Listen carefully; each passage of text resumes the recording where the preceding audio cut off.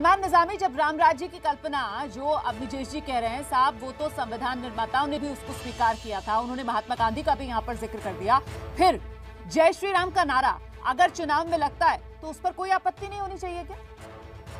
देखिए, सबसे बड़ी बात यह है कि जितना धर्म का इस्तेमाल जो है भाजपा ने चुनाव में किया है और दूसरा जो हमारे देश के सैनिकों का इस्तेमाल किया है हिस्ट्री में, वैसा इस्तेमाल किसी भी पार्टी ने नहीं किया है।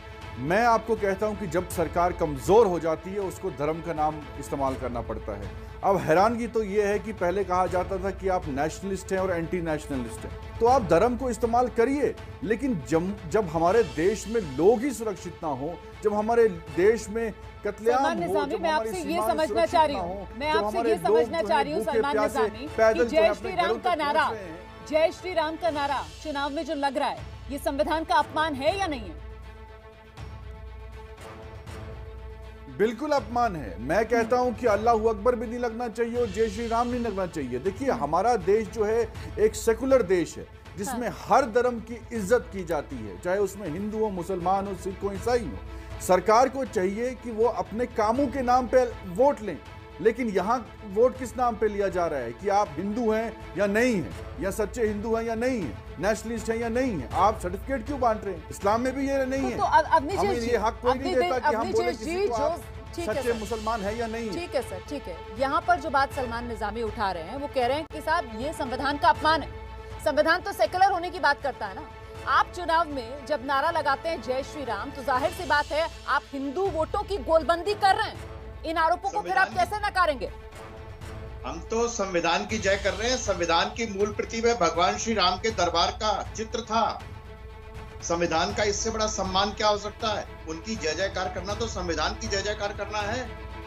और सलमान निजामी सर, संविधान में क्या ये लिखा गया है? संविधान में क्या ये लिखा गया है कि जय श्री राम के नारे लगाकर वोट मांगिए? बड़ा मुद्दा जिस पर अब अवनीश अवस्थी आ रहे हैं वो ये कि साहब, इस देश में अगर तुष्टीकरण की राजनीति को सबने स्वीकार करके उस दिशा में कदम बढ़ाए तो अब ठीक है, हिंदू जाग रहा है।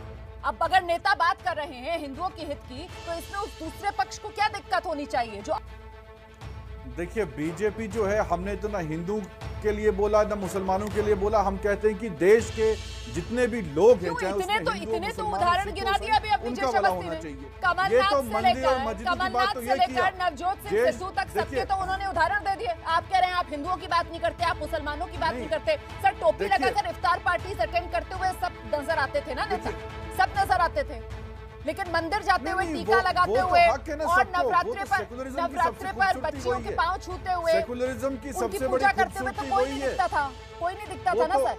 वो तो आप मुझे देखेंगे, मैं भी अपने हिंदू भाइयों के साथ दिवाली मनाता हूँ। वो उससे कोई रोक नहीं सकता। मैं भी दिवाली जो है, दुशहरा हो, होली हम सेलिब्रेट करते हैं। मैं तो मुसलमान हूँ, उससे कोई मुझे रोक नहीं सकता। यही तो हमारे देश की खूबसूरती है।